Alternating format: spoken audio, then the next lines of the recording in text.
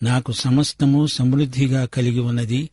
మీరు పంపిన వస్తువులు ఎపఫ్రొదితు వలన పుచ్చుకొని ఏమీ తక్కువ లేకుండా ఉన్నాను.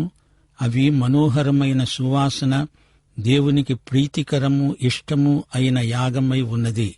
కాగా దేవుడు తన ఐశ్వర్యము చొప్పున క్రీస్తు యేసునందు మహిమలో మీ ప్రతి అవసరము తీరుస్తాడు. మన తండ్రి అయిన దేవునికి యుగయుగములకు మహిమ కలుగునుగాక. ఆమేన్. వింటున్నారా శ్రోతలు? పౌలు ఫిలిప్పీ పత్రిక ముగింపులో అంటున్న మాటలివి. నాకన్నీ ఉన్నాయి. నా దేవుడు నాకు తక్కువేమీ చేయలేదు. నాకు సర్వసమృద్ధి. పైగా మీరు ఎపఫ్రొదితు ద్వారా పంపిన కానుకలు ఎంతో విలువైనవి. నాకు ఇంకేం కావాలి? నాకు కొదవేమీ లేదు. మీరు ఇచ్చినదంతా ప్రభువుకు ఇంపైన పరిమళ సువాసన ఇచ్చే యజ్ఞం, యాగం, అర్పణ. ప్రభువుకు అంగీకారయోగ్యమైనది, ప్రీతికరమైనది. పాత నిబంధన కాలంలో యాజకుడు పరిశుద్ధ స్థలంలో ప్రవేశించి బలిపీఠముపై ధూపార్పణ చేసేవాడు. ఈ హోమము యొక్క సువాసన ప్రభువుకు ఎంతో ప్రీతికరమైనది. ప్రభువు ఈ పరిమళ సువాసనను ఆఘ్రాణించేవాడు. కొత్త నిబంధన కాలంలోని విశ్వాసి యొక్క అర్పణ ఎలాంటిది? విశ్వాసి కొత్త నిబంధన యాజకుడు. దాతృత్వం అంటే అర్పణే. విశ్వాసి యొక్క త్యాగమే దేవునికి అర్పణ. మనఃపూర్వకంగా చేయబడిన ఈ అర్పణ యెహోవాకు ఇంపైన సువాసన. ఫిలిప్పీ విశ్వాసులారా, మీరిచ్చింది ఏదో విరాళమని, కానుకని మాత్రమే అనుకోకండి. మీ పరిశుద్ధ అర్పణ హోమము దేవునికి ఎంతో ప్రీతికరమైనది. క్రీస్తునందు మహిమలో దేవుడు మీ ప్రతి అవసరము తీరుస్తాడు. ఫిలిప్పీ సంఘస్థులు పౌలు అవసరము తీర్చటం కాదు, దేవుడు వారి యొక్క ప్రతి అవసరము తీరుస్తాడు. మీ అక్కరలన్నీ తీరుస్తాడు. క్రీస్తు మహిమకు అనుగుణంగా ఆయన ఇస్తాడు.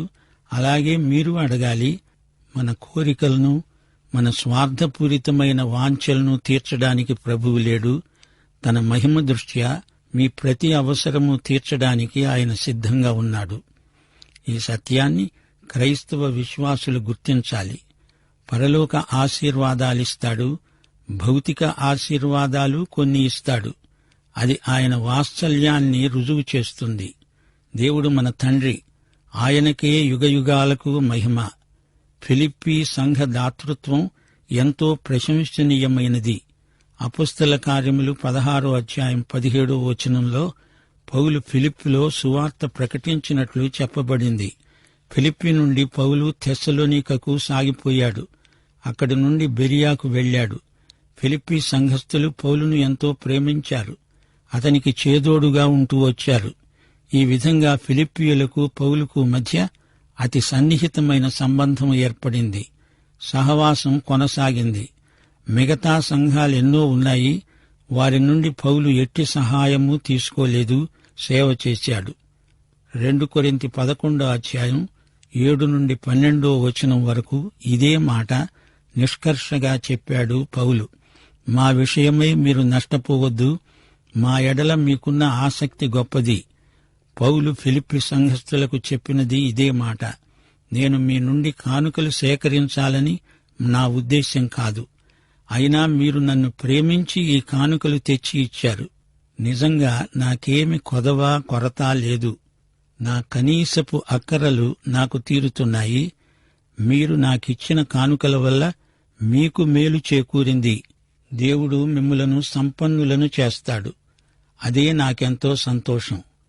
ఫిలిప్పీ సంఘస్థుల కానుక దేవుని దృష్టిలో ఒక గొప్ప నిబంధనలో పలుచోట్ల పేర్కొనబడింది.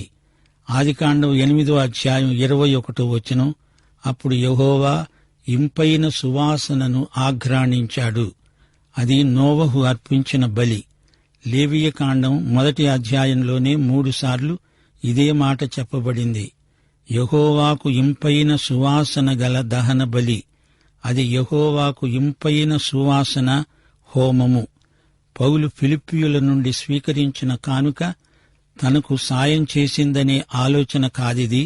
దీనివల్ల వారికే ఎక్కువ మేలు చేకూరింది. పౌలు వారి కానుక విలువను తగ్గించి మాట్లాడడం లేదు. పౌలు ఆనందానికి అసలు కారణమేమిటంటే వారి ప్రేమ కానుక దేవునికి ఎంతో ప్రీతికరమైనది. ప్రేమపూర్వకమైన కానుకలు దేవునికి ఎంతో ఇష్టం. ఇలాంటి కానుకలిచ్చేవారు బీదవారు కారు, ధనికులవుతారు. దేవుణ్ణి ప్రేమించేవారికి, తమ తోటి వ్యక్తులను ప్రేమించేవారికి దేవుని మహిమైశ్వర్యం ప్రాప్తిస్తుంది. మనమిచ్చే ప్రేమ కానుకలు కృపాదాతృత్వమై దేవుని మహిమైశ్వర్యాన్ని మన కోసం తెరుస్తాయి. దేవునికి స్తోత్రం. ఆరంభం నుండి ఫిలిప్పీ సంఘం కృపాదాతృత్వాన్ని అభ్యసించింది. లుదియా, ఫిలిప్పీ చెరసాలాధిపతి తమ ఇంటి తలుపులను పౌలుకు, పౌలుతో ఉన్న సేవకులకు తెరిచారు. వారికి ఆతిథ్యమిచ్చారు. పౌలు తెస్సలోనిక నుండి వెళ్లిపోతుంటే ఫిలిప్పీ సంఘస్థులు పౌలుకు విరివిగా కానుకలిచ్చారు. పౌలు కొరింథులో ఉండగా ఫిలిప్పీ సంఘస్థులు ఇంకా ఎన్నెన్నో కానుకలను వారికి ఇచ్చి తోడ్పడ్డారు. రోమాలో పౌలు చెరసాల నిర్బంధంలో ఉంటే ఫిలిప్పీ వారు ఆయనకు ఎంతో సాయం చేశారు. కేవలం కానుకలు పంపి ఊరుకోలేదు. పౌలుతో ఉండి పరిచర్య చేయడానికి ఎపఫ్రొదితును పంపించారు. యెరూషలేములోని విశ్వాసులకు శ్రమలు కలిగినప్పుడు, పౌలు కొంత ద్రవ్యం పోగు చేస్తున్నప్పుడు ఫిలిప్పీయులు మాసిదోనియ ప్రాంతం నుండి కొంత ధనం సేకరించారు. 2 కొరింథీ 8:1-5 వరకు ఈ సంగతి చెప్పబడింది. మాసిదోనియా సంఘమునకు అనుగ్రహించబడి ఉన్న దేవుని కృపను గూర్చి మీకు తెలియచేస్తున్నాము. ఎలాగనగా వారు బహుశ్రమ వలన పరీక్షించబడగా అత్యధికముగా సంతోషించారు. మరియు వారు నిరుపేదలైన వారి దాతృత్వము బహుగా విస్తరించింది. ఈ కృప విషయములో, పరిశుద్ధుల కొరకైన పరిచర్యలో పాలు పొందే విషయములో మనఃపూర్వకముగా మమ్ములను వేడుకుంటూ, వారు తమ సామర్థ్యము కొలదిగా మాత్రమే కాకుండా తమంతట తామే ఇచ్చివేసుకున్నారని మీకు సాక్ష్యమిస్తున్నాను. అదీకాక మొదట ప్రభువునకు దేవుని చిత్తము వలన మాకు తమను తామే అప్పగించుకున్నారు. ఇంతగా చేస్తారని మేమనుకోలేదు. మత్తయి సువార్త 10:8 యేసు తన శిష్యులకు కొండమీద చేసిన ప్రబోధం, ఉచితంగా పొందారు, ఉచితంగా ఇవ్వండి. ఈ సందేశాన్ని ఫిలిప్పీ సంఘం అక్షరాల తూచా తప్పకుండా పాటించారు. శ్రోతలు, యేసు ప్రభు 7 సంఘాలకు రాసిన ఉత్తరాలు ప్రకటన గ్రంథంలో ఉన్నాయి. ఎఫెసు, పెర్గెము, తుయతైరా, సార్దిస్ సంఘాలను ఏదో బలహీనతను బట్టి ప్రభువు గద్దించాడు. పౌలు ఫిలిప్పీయులకు రాసిన ఉత్తరంలో గద్దింపే లేదు. అయితే జాగ్రత్తగా ఉండండి, ఇక ముందు కొన్ని సమస్యలు రాబోతాయి అని మాత్రం హెచ్చరించాడు. ఫిలిప్పీ 3 ఇలాంటి హెచ్చరికలే ఉన్నాయి. మతనిష్ట అనే కృత్రిమ భక్తి నుండి సత్య సువార్తలోకి పౌలు రక్షించబడిన వివరాలు పేర్కొనబడడం విశేషం. యూదా మతవాదులు కొందరు తెస్సలోనిక నుండి వచ్చి దేవుని కృప నుండి స్థానిక క్రైస్తవులను వెనకదారి పట్టించే ప్రయత్నం చేస్తున్నారు. అది పౌలు పసికట్టాడు. దేవుని కృప నుండి మోషే ధర్మశాస్త్రానికి వారిని వెనక్కు తిప్పుతున్నారు. ధర్మశాస్త్రం లేకుండా మీ రక్షణ కొనసాగదు అని తప్పుడు బోధలు చేస్తున్నారు. కలవరం సృష్టిస్తున్నారు. ఇహలోక సంబంధమైనది, శరీరానుసారమైనది అయిన ఈ నిబంధనను కృపకు ప్రత్యామ్నాయంగా తెచ్చిపెట్టుకోవడం అవివేకమని పౌలు బోధించాడు. పౌలు అన్నాడు, మీరు నన్ను పోలి నడుచుకోండి, ఒకరి నుండి ఒకరు ఇదే మాదిరిని నేర్చుకోండి, అభ్యసించండి. క్రీస్తు శిలువకు శత్రువులు కాకండి. క్రీస్తు శిలువయందే మన రక్షణ మార్గం. కడుపు కక్కుర్తి బోధలు వినకండి, వారి కడుపే వారి దేవుడు. అలాంటి వైఖరి మానండి. భూసంబంధమైన విషయాలపై మనసు పెట్టకండి. మన పౌరసత్వం పరలోకంలో ఉంది. ప్రభువైన యేసుక్రీస్తే మన రక్షకుడు. అక్కడి నుండి ఆయన తిరిగి వస్తాడని మనము కనిపెట్టుకుని ఉన్నాము. ఇప్పుడు మన శరీరాలు దీన శరీరాలు, అప్పుడు మహిమగల శరీరాలుగా మారతాయి. ఎంత గొప్ప సందేశం! యువదియా సుంటుకేల చిన్న వివాదం సంఘ విచ్ఛిత్తికి దారితీయకుండా జాగ్రత్త పడండి అని 4 పౌలు ఖండితంగా బోధించాడు, బుద్ధి చెప్పాడు. ఫిలిప్పీ సంఘం సువార్త ప్రకటనకు ఎక్కువ ప్రాముఖ్యమిచ్చింది. నేటి పాఠంలో పౌలీయ సందేశమిదే. నాకు సర్వ సమృద్ధి ఉంది, మీరు నాకు ఏమేమో పంపారు, ఎపఫ్రొదితు ద్వారా అదంతా నాకు ముట్టింది, గనుక తక్కువేమీ లేకుండా ఉన్నాను. అది చాలా ఇంపైనది, దేవునికి అంగీకారమైన ఇష్టమైన ఆధ్యాత్మిక యజ్ఞం. నా దేవుడు క్రీస్తు యేసునందున్న తన దివ్య ఐశ్వర్యం ప్రకారం మీ అక్కరలన్నీ తీరుస్తాడు. మన తండ్రి అయిన దేవునికి యుగయుగములకు మహిమ కలుగునుగాక. ఆమేన్. మీరు పంపిన దానికి దేవుడు ఎక్కువ ప్రతిఫలమిస్తాడు. ఫిలిప్పీ సంఘస్థులు పౌలు యొక్క ప్రతి అవసరత తీర్చారు. వారు పేదరికంలో ఉంటూ ఇంత గొప్ప దాతృత్వాన్ని కనపరిచారు. ఆశ్చర్యం. 2 కొరింథీ 8:2 వారు నిరుపేదలైనా వారి దాతృత్వం బహుగా విస్తరించింది. దేవుడు తన సమృద్ధిలో నుండి వారి అవసరాలు తీరుస్తాడు. లూకాసు వార్త 6:38 ప్రభువు నేర్పిన నియమం, ఇవ్వండి మీకు ఇవ్వబడుతుంది. కొంచెముగా విత్తేవాడు కొంచెముగా పంట కోస్తాడు, సమృద్ధిగా విత్తేవాడు సమృద్ధిగా పంట కోస్తాడు. సణుక్కోకుండా, బలవంతముగా కాకుండా ప్రతివాడు తన హృదయములో నిశ్చయించుకున్న ప్రకారం ఇవ్వాలి. దేవుడు ఉత్సాహముగా ఇచ్చేవారిని ప్రేమిస్తాడు. అన్నిటియందు ఎల్లప్పుడూ మీరు సర్వసమృద్ధి గలవారై ఉత్తమమైన ప్రతి కార్యం చేయడానికి దేవుడు మీ ఎడల సమస్త విధములైన కృపను విస్తరింపచేయగలడు. పౌలు ఈ పాఠంలో ఐశ్వర్యము అనే మాటను ప్రయోగించాడు. దేవుడిచ్చాడంటే తన ఐశ్వర్యము చొప్పున ఇస్తాడు. రోమాపత్రిక 2:4 అంటోంది, దేవుని అనుగ్రహైశ్వర్యమును సహనమును దీర్ఘశాంతమును తృణీకరిస్తావా? రోమాపత్రిక 9:23 కూడా ఇదే మాట వస్తుంది. అన్యజనములలో నుండి దేవుడు పిలిచిన మన ఎడల తన మహిమైశ్వర్యమును కనపరచాలని ఉన్నాడు. ఎఫెసీ పత్రిక 1:7 దేవుని కృపామహదైశ్వర్యమును బట్టి యేసు రక్తము వలన మనకు విమోచనము, అనగా మన అపరాధములకు క్షమాపణ మనకు కలిగి ఉన్నది.